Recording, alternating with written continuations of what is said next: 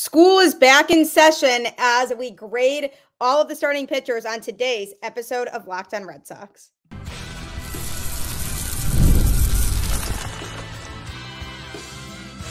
You are Locked On Red Sox, your daily Boston Red Sox podcast. Part of the Locked On Podcast Network, your team every day.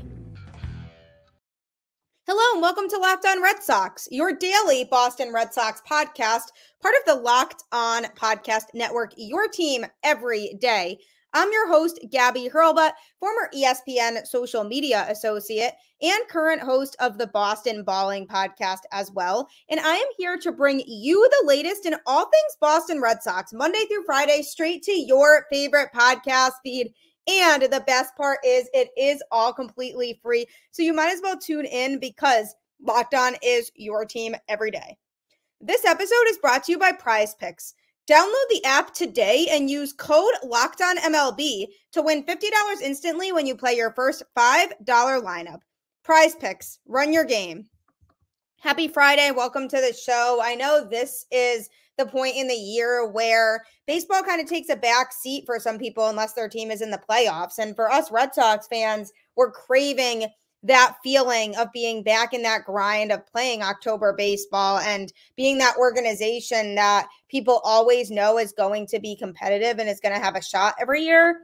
And I really hope that this year is the offseason where the Red Sox finally make the moves that need to be made in order to put them back in that spot. And that goes for pitching, position players, you name it, and also coaching. And the Red Sox did do a little bit of a coaching shakeup, so I'm going to be talking about that a little bit later on today's show. And also playing a fun game called Who's Most Likely to, Red Sox edition.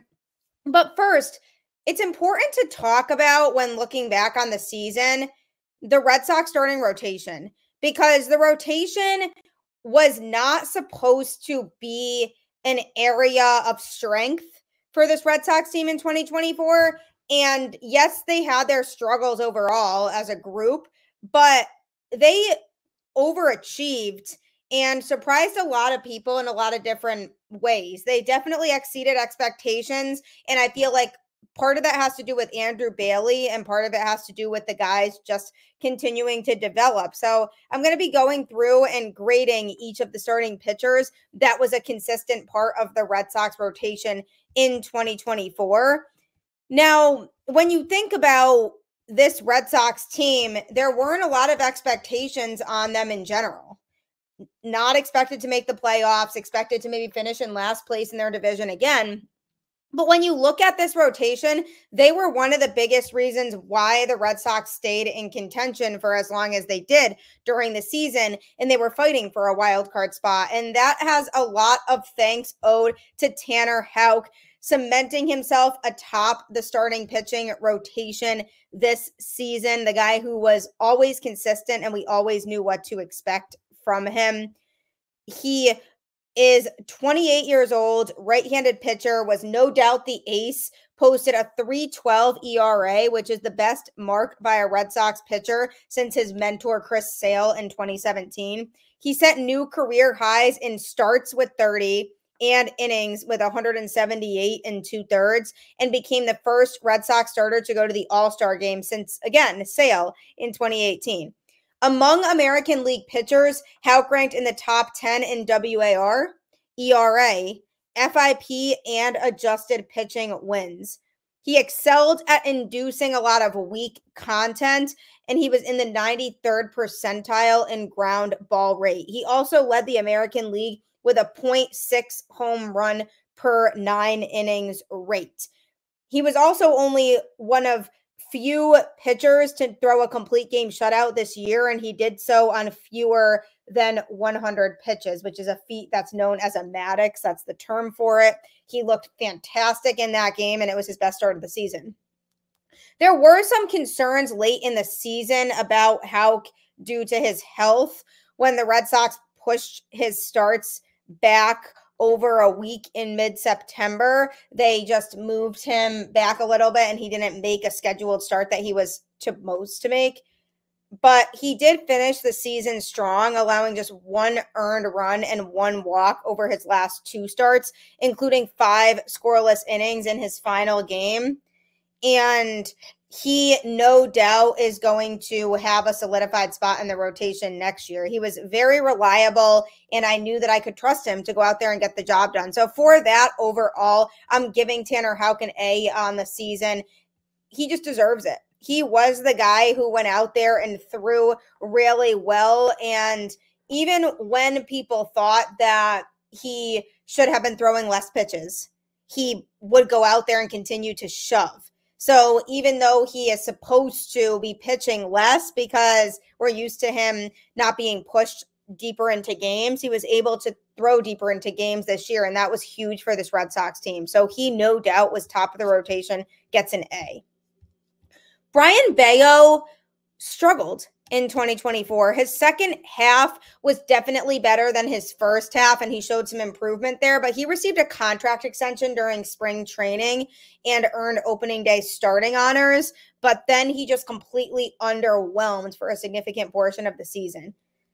He did answer his manager's call for deep starts, going at least 5 innings 24 times and 6 or more innings in 11 of those. He struggled to keep runners off the bases and runs off the board.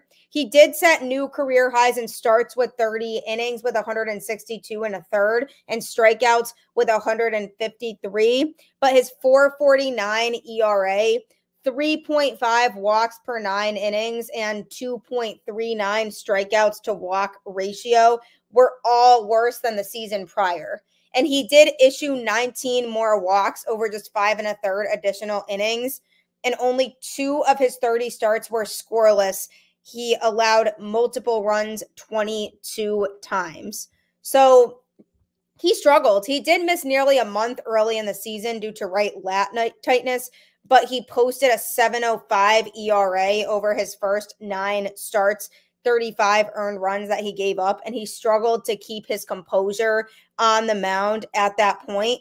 The Red Sox ended up pushing his next start back, and at the end of that 8-day period, a more successful version of Bello emerged, and he posted a 3.66 ERA over his remaining 16 starts of the year. I had Andrew Bailey on my podcast at one point, and I asked him about the reasoning for some of the struggles for Bello, and he said it's because he was losing touch of the pitches that worked for him and kind of moving away from his best pitches. So Bailey was saying we really have to hone in on getting him back on track in incorporating his strongest pitches a little more frequently into his pitch arsenal. So he struggled. I mean, his second half, he definitely turned things around, which bumped up his letter grade, but I have to give him a C overall because he was not very reliable in general this year, and I hope he can turn things around next season. Then we had Cutter Crawford, who was a guy who generally was pretty reliable, but he struggled a lot with the home run ball. He had a career year that was an interesting mix because he finished the career high numbers on the season of 33 starts, which was tied for the MLB lead, and 183 and 2/3 innings, which was 9th in the AL. But he also gave up an MLB leading 34 home runs, allowed the second most earned runs in the American League with 89, and took over an American League leading 16 losses. He looked like a complete all-star in the first half, posting just a 3.00 ERA over 20 starts. Then he pitched to a 6.59 ERA over his 13 starts after the break. For several stretches throughout the season, he was one of the best pitchers in baseball, legitimately. There were 14 homerless starts in there and 16 starts in which he allowed no more than 2 earned runs. He gave the Red Sox 26 starts of 5 innings or deeper, including at least 18 times and reaching or exceeding the 7-inning threshold 4 times. But when he got hit hard, he got hit really hard. And that was the problem with Crawford because you didn't really know what version of him you were going to get. Sometimes he was on point, sometimes he wasn't. And when he struggled, he was down really bad. So because of all of that and the mix of when he was good and reliable and when he wasn't, I'm giving him a B- because yes, he was reliable in a lot of situations and looked like a really good pitcher, so that helped bump up his letter grade a little bit. But the times where he didn't pitch well, deducted a lot from that. So he's not in the Bello category, but I'm giving him a B- overall, about an 80% of the performances that he gave that I would say were positive and solid for him. So hopefully he can get that number up next season. Then we have Nick Pivetta in what was likely his final season in Boston. And he was essentially the pitcher he has been throughout his tenure, consistent in providing depth with some flashes of absolute brilliance in there too. Despite missing time for a rare injury, he did make 26 starts and 1 relief appearance. He pitched to a 4.14 ERA over 145 and 2/3 innings, which was 3 more than the previous season, and he reduced his hard hit rate by a whopping 4.6%. Though his strikeout rate did drop to a 2.3%, he displayed significant improvement in another crucial area with walks. His 2.2 walks per 9 was his lowest since his sophomore season with the Phillies and the best mark of his 8-year career by far. So he definitely gained a lot more command this season and was somebody that I generally looked to be reliable. He was somebody that I said, okay, I like generally what I see from Pivetta. Did have some problems with the long ball too, like Crawford, but I would say he gave us a little bit more consistency than Crawford did. So I'm giving Pivetta a B+. I just think he was a lot more effective than the numbers might have shown that he was. And generally when he went out there, you knew you could trust him. Then there was Cooper Criswell, who pitched a lot of the season for the Boston Red Sox. He only had 12 major league games, 37 and 2/3 innings under his belt, and he hadn't made a start since 2022 when the Red Sox signed him to a 1-year deal last December. After beginning the season in AAA, he made his Red Sox debut on April 13th. While several members of the rotation were injured, he took essentially Garrett Whitlock's role in the rotation. And he ended up pitching in 26 games for the big league team, including 18 starts and 4 games finished.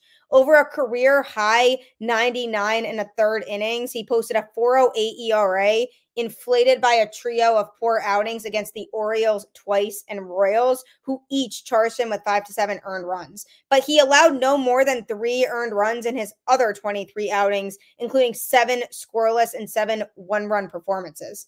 Overall, Criswell was really good. Those starts against the Orioles and Royals in which he struggled really jacked up his earned run average. But overall, he was solid out of this Red Sox rotation and somebody who I could go to and say this guy was reliable. So I am giving him an A- for his efforts on the season. I think he showed us that he has a ton of potential, and if he has the opportunity to be in a starting rotation role, I think he'll be able to handle it, no doubt. Definitely was one of the more consistent starters this Red Sox team had this year.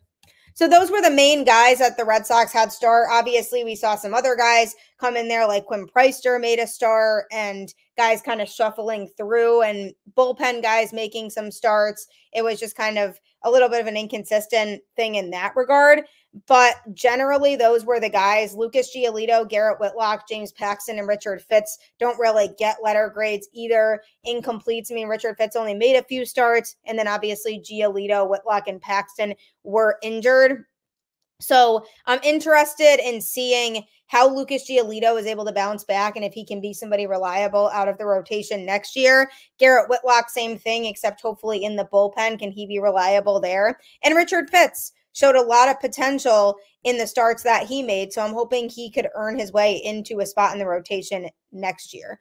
So we'll see how things pan out with that rotation, but it's going to be a key part of the team in 2025. And coming up, I'm going to be talking about a big move that the Red Sox made to adjust its coaching staff for 2025. With Robinhood Golds, you don't need a silver spoon to eat up the financial favors of the 1%. Robinhood Gold allows others to get the rates and perks usually reserved for the high society.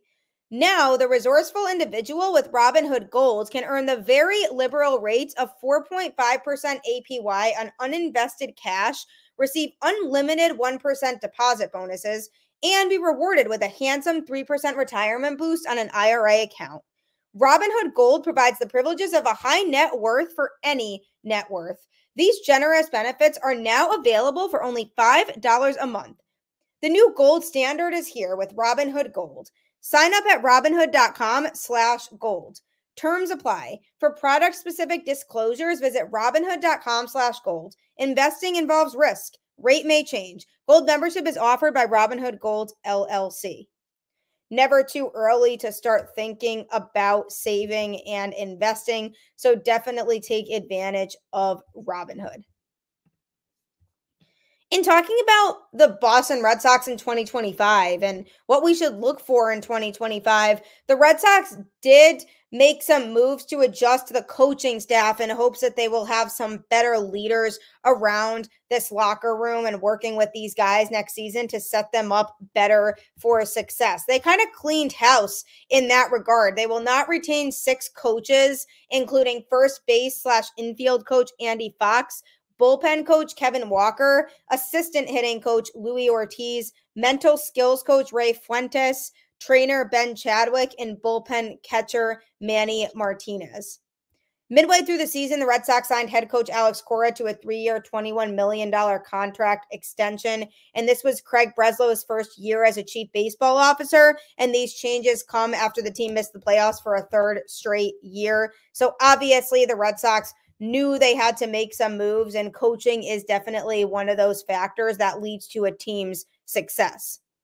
While the team will retain bench coach Ramon Vasquez, pitching coach Andrew Bailey, hitting coach Pete Fatsi, assistant hitting coach Ben Rosenthal, game planning coordinator Jason Varitek, and third base coach Kyle Hudson, it still feels like a lot of changes to the coaching staff that were made. So Andy Fox, first base/infield coach, played 8 MLB seasons for 5 teams and spent 1 year as the Red Sox first base/infield coach after being promoted from field coordinator. He joined the organization in 2011 as minor league coordinator. Kevin Walker, the bullpen coach who spent parts of 6 seasons in the majors with 3 teams, has been a pitching coach in the Sox's system since 2008, rising from Lowell to Greenville to Salem to Portland to Pawtucket before being promoted to the big league club in 2019 as an assistant pitching coach. He was named bullpen coach following the 2020 season.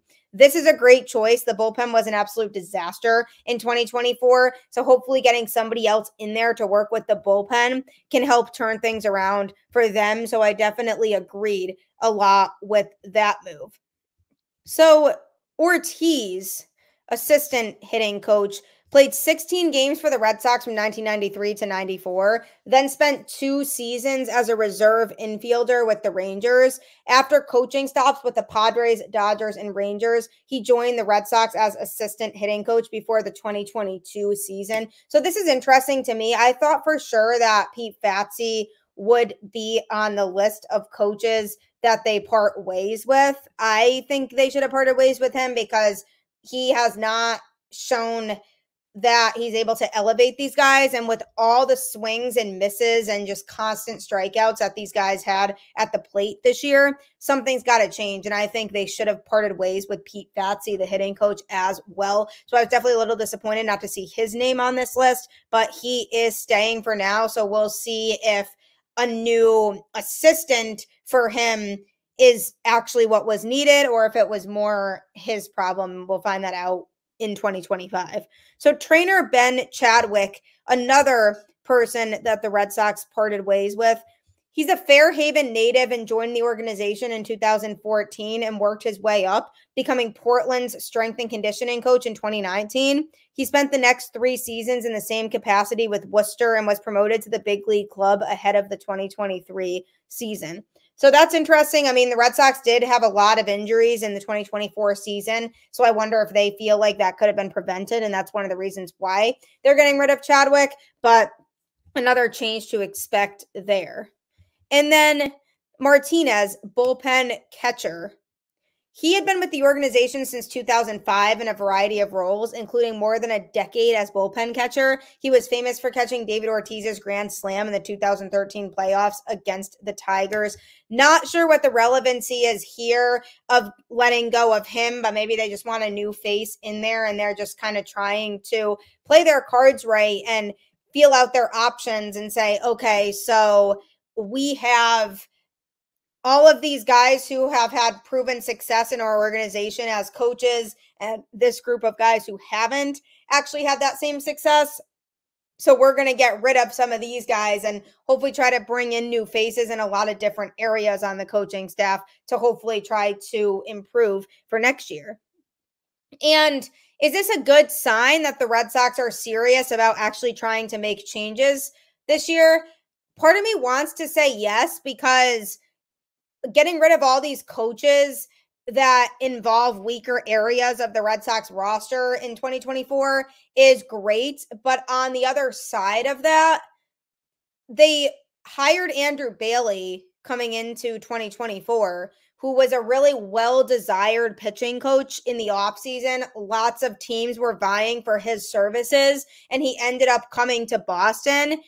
And the Red Sox were able to utilize him in a great way, and he was able to help elevate the pitchers, but they didn't go out and get a lot of big pieces to help fill the roster despite that. So I could sit here and say, yeah, Andrew Bailey was a great hire, but it didn't really matter because the talent on the roster wasn't able to live up to what the Red Sox fans and organization would have wanted. So yes, it's great that they're making these moves to the coaching staff, but at the same time, they also need to do that with the players in November once free agency opens up. Like, let's see them be aggressive here. Let's see them actually make moves and bring guys in here who are going to put the team in the best position to succeed. But overall, with the coaching changes, I definitely agree that a lot of coaches needed to go. Something went seriously wrong with this Red Sox team after the All-Star break, and coaching definitely is a factor in that. But I would have liked to see Pete Fatsi go because I don't think his hitting strategy is working anymore. I feel like for a while he was getting away with it because there's just a lot of raw talent in the Red Sox lineup, guys who can hit. But when they have double-digit strikeouts as a team on multiple occasions throughout the season, that's a red flag. That is an organizational issue. That's just not the guys. There's no way all of these guys in the lineup every day are striking out as much as they are just because that's the hitter that they are. There's no way. It definitely stems a lot from coaching and the offensive strategy as a whole. So if I was the Red Sox, I'd be saying, yeah, obviously something isn't going right here, and we need to address that. And by not letting Pete Fatsi go, I'm a little bit concerned about the offense going into next season. Are they going to change something about the overall approach of the offense, or are we going to have to see a struggling offensive performance from this Red Sox team overall because of all the strikeouts that they put up this season? So I'm hoping for better going into next year in regards to the coaching. We'll see who they bring in to replace these guys, because that's another thing that I'm curious about is who are the guys that they are going to bring in to fill those roles to help elevate the talent, because elevate is such an important word when it comes to the Red Sox in 2025, because you have a lot of young guys on this team who are hoping to be contributors in the future, and they want to be able to feel like their game is continuing to improve. And if you're not bringing coaches in here who are helping these guys' game to improve, then it doesn't mean anything at that point. And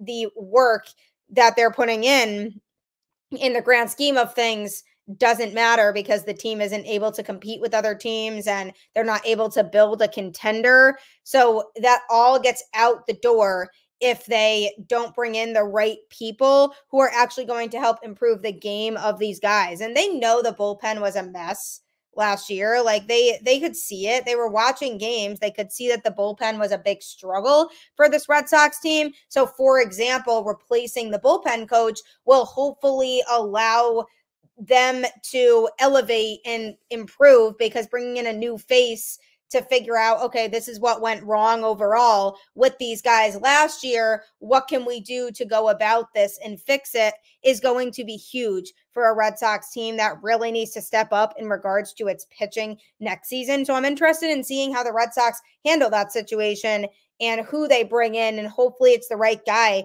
for the job in all of these roles, really. Coming up, who's most likely to show the most improvement in 2025? Going to be playing a fun who's most likely to Red Sox edition game next. If you're looking for a fun way to play daily fantasy sports, Prize Picks has you covered. Prize Picks is the best place to get real money sports action. With over 10 million active members and billions of dollars in awarded winnings, Prize Picks has made daily fantasy sports accessible to all. You just pick more or less on at least 2 players for a shot to win up to 100 times your cash. Run your game all season long on Prize Picks. Prize Picks puts its members first, so all withdrawals are fast, safe, and secure. When my picks hit, I can get my money in as quickly as 15 minutes. Want to play Prize Picks alongside Drewski, Joe Budden, and MMA champ Sean O'Malley? You can now find community plays under the promos tab of the app to view entries from some of the biggest names in the Prize Picks community each week. Sign up today and get $50 instantly when you play $5. You don't even need to win to receive the $50 bonus. It's guaranteed. Prize Picks also offers weekly promotions that can lead to big payouts like Taco Tuesday. Each Tuesday, Prize Picks discounts select player projections up to 25% to provide even more value for your lineups. All you have to do is just download the app today and use code LOCKEDONMLB to get $50 instantly after you play your first $5 lineup. That's code LOCKEDONMLB on Prize Picks to get $50 instantly after you play your first $5 lineup. Prize Picks, run your game.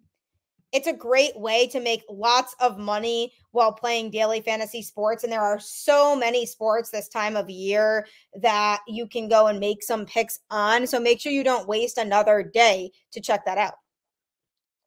In talking about the Red Sox in 2025 and the changes that they hope to make and what we want to see this team do, we're going to play a little game now called Who's Most Likely To, involving Red Sox players. And the first one is who's most likely to show improvement in 2025. Like, who's going to be the most improved player for this Red Sox team in 2025. Now, this one was interesting because there are lots of young players who I feel like can really prosper on this Red Sox team and develop into a lot more than what they are right now. And I don't think we've seen a lot of that yet. But for this one, I'm going with Vaughn Grissom.